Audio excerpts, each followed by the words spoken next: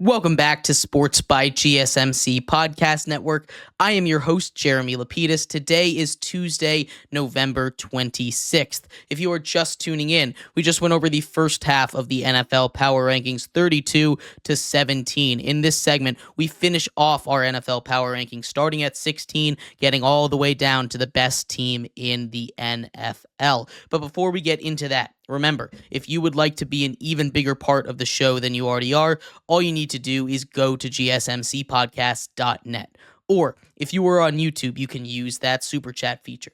If you do either of those two things, a message should pop up on the bottom of the screen for you, me, and everybody else around the world to see.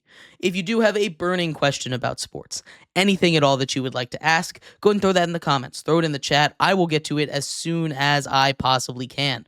I appreciate everybody so much for sticking around, talking some sports with me here on a beautiful Tuesday, November 26th. But like I was saying, getting back into the NFL Power Rankings here at number 16, we have the Los Angeles Rams. The Rams have taken a couple of tough losses recently to the Dolphins. Sandwiched in between them is a win against the Patriots. Tough loss to the Dolphins. Tough loss against the Eagles. Now, that defense was shown Saquon Barkley, and you can blame them for that. I personally am not going to put too much stock in that. I know it's not great, but the fact that they were even kind of able to keep pace for most of that game, a couple long touchdowns, it's not going to happen every game. Saquon Barkley is a special player, and that the way that those Eagles are playing, it is tough for anybody to keep pace with them right now. Still not a great performance. They lose a couple of spots from last week's ranking, but still, this is a Rams team that if they can get hot, they still have a shot to make the playoffs. And if they can win a couple of games, they're not a team that I happily want to face in the playoffs. Dangerous, but I do understand the concern there. Maybe they fall a little bit after giving 300 yards up of scrimmage to Saquon Barkley. At number 15, we have the San Francisco 49ers. A pretty steep fall for them. I didn't want to punish them too hard because they did have a backup quarterback in, but, even with Brock Purdy, this is a team that was very disappointing. They're sitting at 500, currently tied for third in their division with those Rams, and it's just not a good look. The defense is not playing the same level of ball, and the most important thing, the most obvious thing is the offense. Sure, they've lost a couple of pieces, but overall, it's basically the same. Injuries are hurting this team, and I'm going to take that as a caveat. Of course, it's a big thing. Of course, it's a big deal. But this is still a San Francisco 49ers team that feels like they're this close to being a top 5 team in the NFL. They just can't quite get there. And I don't know what the issue is, but everything just feels slightly off with this team this year. They just kind of need a hard reset. I bet you it was because of the offseason. They had the most tumultuous offseason of any team because of the whole Brandon Ayuk saga, and I think that really threw them off. We'll see what happens. For now, the San Francisco 49ers are at 15. 14 goes to the Cardinals. The Cardinals take a tough loss. Their defense still played really good football. They only allowed 10 points defensively, a defensive touchdown a defensive touchdown for the Seattle Seahawks last week. Still a huge game, a bad game for the offense. And this is the issue with the Cardinals. It's not what you expect. The defense continues to play great under head coach Gannon over there. They continue to play really good. They hold their opponents to under 20 points. You should win that game as an NFL team. Unfortunately, Kyler Murray just can't seem to find any kind of connection with Marvin Harrison Jr. That was supposed to make that offense go. James Conner has been consistent, but consistent not really enough to win football games. He's not going to be that game changer kind of back. And if he's a guy that you want to rely on, he's just not going to be able to do that right now. You need Kyler Murray to be able to make those plays. And more importantly, you need, and when I say need, I mean need, Marvin Harrison Jr. to get more involved in this offense in any kind of meaningful way. It's not happening right now, and that is the biggest issue with this Cardinals team. They need to find a way to get that fixed because he's a great talent wide receiver, and I feel like they're kind of wasting him right now. I don't know why he and Kyler Murray can't get on the same page, but for whatever reason, it's not working. At 13, we have those Seahawks, fresh off a win against the Arizona Cardinals. Their defense is really the reason why I moved them up so far in this rankings. Their defense has been amazing ever since they added Ernest Jones. Ernest Jones, a guy that was traded to the Titans and then traded over to the Seahawks. They've completely revamped their linebacker core. They've replaced two of their starting linebackers in the last 3 weeks, and that has been that was their weakest point defensively. They have completely overhauled it, and now that defense is playing with a strength there. This is a defense that has completely turned it around. They're playing like they were in the first month of the season, and if they can continue to play like this, they're first place in that division right now. They might end up taking it. They're currently the third seed in the NFC right now. It's kind of crazy, but we'll see what happens. The Seahawks are at 13.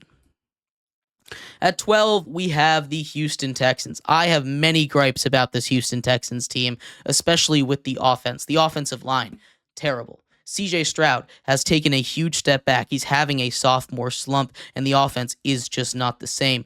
But all of that being said, this is still a really good Texans squad. There's still plenty of bright lights here, and injuries are an issue, but that defense played a really good game. You can blame them for giving up 30 points. That's too many points for your team to consistently win, but the pressure they're able to get on quarterbacks week in and week out, especially in this game, is really impressive. And the way their secondary just continues to be opportunistic is great, but that offense needs to be able to keep up. This is a Texans team that's extremely disappointing, and I really considered them dropping them a lot further than they are right now. But they're going to stay just inside the top 15 at the top 12. Houston Texans. I'm still very worried about this team, though. 11, we have the Dolphins. Look at them climbing their way all the way back to the top. They were in the 20s, in the mid-20s before Tua came back. He has a huge game, his best game since coming back, and he has been near flawless. I'd like to see them get the ball to Tyreek Hill a little more, but I have very little issues with the way this team is playing. They get another win, another impressive win, this time against a division rival. Granted, it was the Patriots, but still a very impressive win for them. And the Dolphins, their offense is rolling. If they can continue to play like this, we start to see all the upside that was there at the beginning of the season. The reason why people thought they would go and win a lot of football games. They can still run the table. It's going to be a tough schedule, but I think they can still do it. Miami Dolphins at 11. Getting into the top 10, and our first time ever for the Denver Broncos in the top 10 of this show. The Denver Broncos have just been playing great football. That defense, one of the best in all of the sport. And Bo Nix has just continued to get better. I know his last 2 games were against some pretty bad defenses, against the Falcons and the Raiders. But still, winning those games that are on your schedule that you're supposed to win are the mark of a good team. I can't emphasize that enough. They do their job. They win their game. Other teams, like the Texans, for instance, were unable to do that. Like the Commanders, were unable to do that. The Broncos went out, they did their job, and Bo Nix is improving. That's all I can say about them. They continue to play good football. I'm not fully bought into this team, but there's a lot of young talent, and I can see why they would be a dangerous team. I'm just not fully bought in yet. Broncos at 10.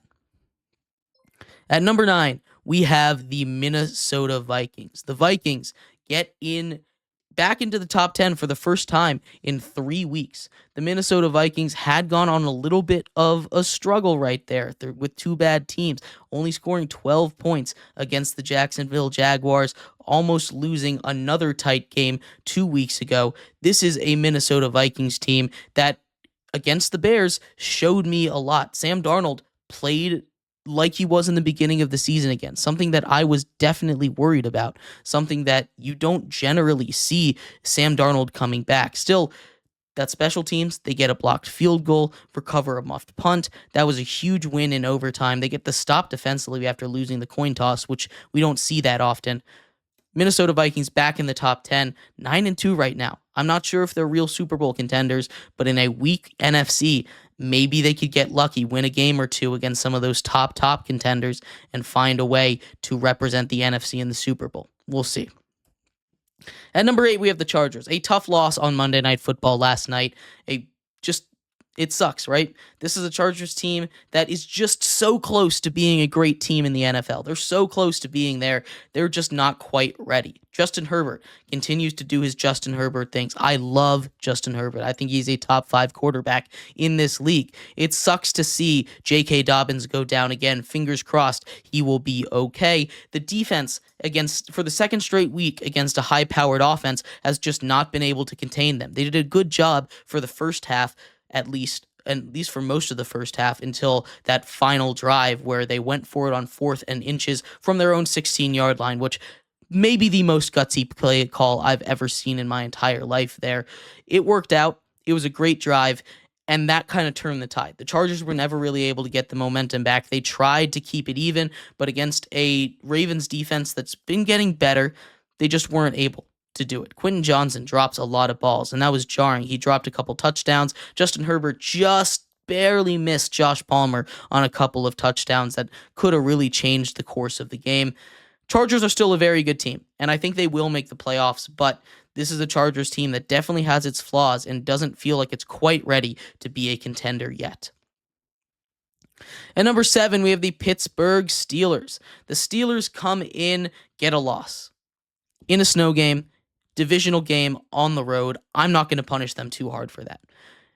We all had a feeling this was going to happen, right? They had to get into their traditional trap game at some point. Coming off of a big win against the Ravens, they go down and take on the Browns, and it just doesn't work out. Russell Wilson, not super consistent. He continues to get worse and worse every single week. They fall a spot here. This is a Pittsburgh Steelers team that I still think will make the playoffs. They're still in front of the Ravens in that division race, but they have a brutal schedule coming up. They have to play everyone in their division. They still have 4 more division games to go.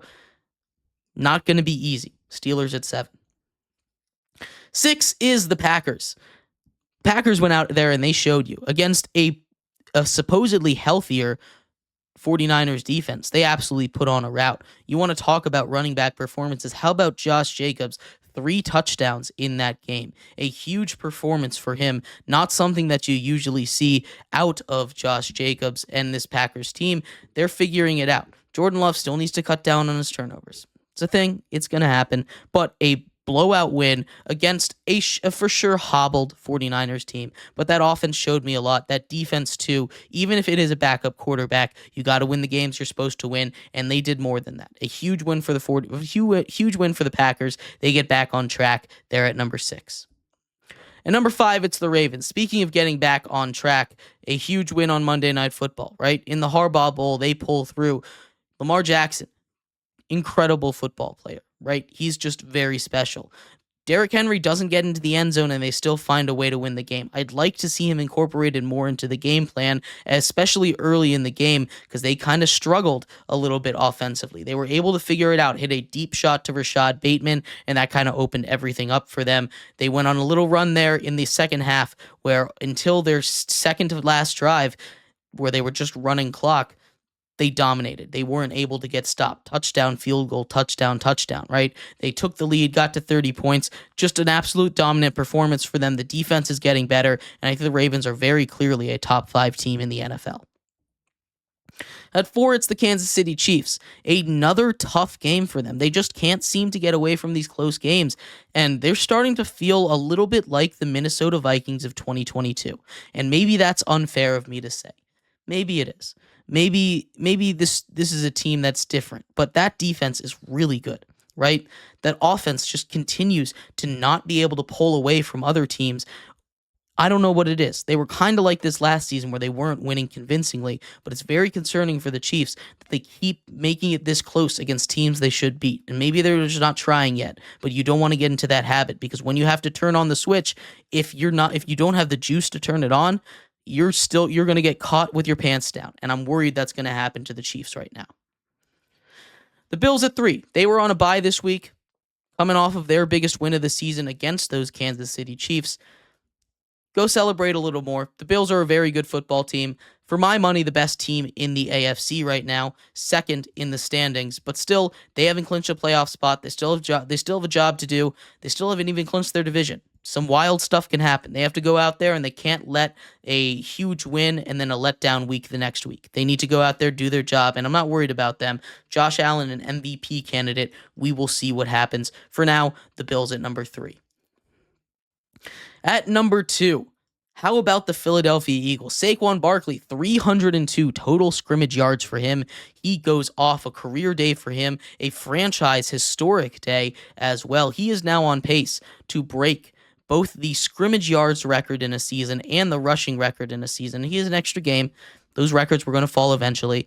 But what he's been able to do since leaving the Giants is nothing short of incredible. He's a great football player, and the Eagles, as long as Jalen Hurts continues to play clean football like he has since the bye week, they are a very scary team, arguably the best in the NFL. I almost put them at the top, but I couldn't quite do it. Because at number 1, it's the Lions. The Lions, I just could not quite dethrone. I think if you go position by position for the Lions versus the Eagles, I think the Eagles win every battle. I think Jared Goff is a worse quarterback than Jalen Hurts.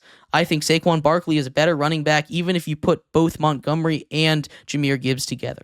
I think the wide receivers for the Eagles are better than the wide receivers for the Lions. Offensive line for the Eagles, I think, is better, although that's definitely comparable.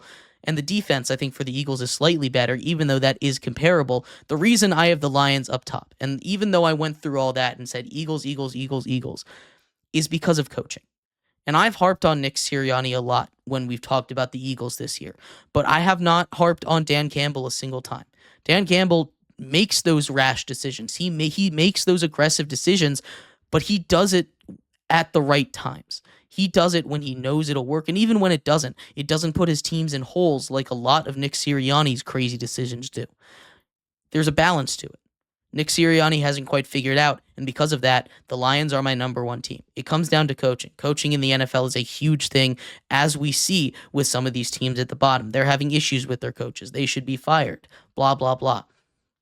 For now, Lions at number 1. But let me know what you think. We'll run through the top 10 real quick. At number 10, the Denver Broncos. 9, the Vikings. 8, the Chargers. 7, the Steelers. 6, the Packers. 5, the Ravens. 4, the Chiefs. 3, the Bills. 2, the Eagles. And 1, the Lions. Let me know what you think. Love to hear your thoughts on anything in this list. Who was I the most wrong on? Who was I the most right on? Let me hear your top 10. We're going to take a quick break here. When we come back, we turn our attention to winners and losers from this week. Another wild week in the NFL. We just went over the power rankings, but now we need to talk about week 12 and the recap. Winners, losers, coming up next here on Sports by GSMC Podcast Network.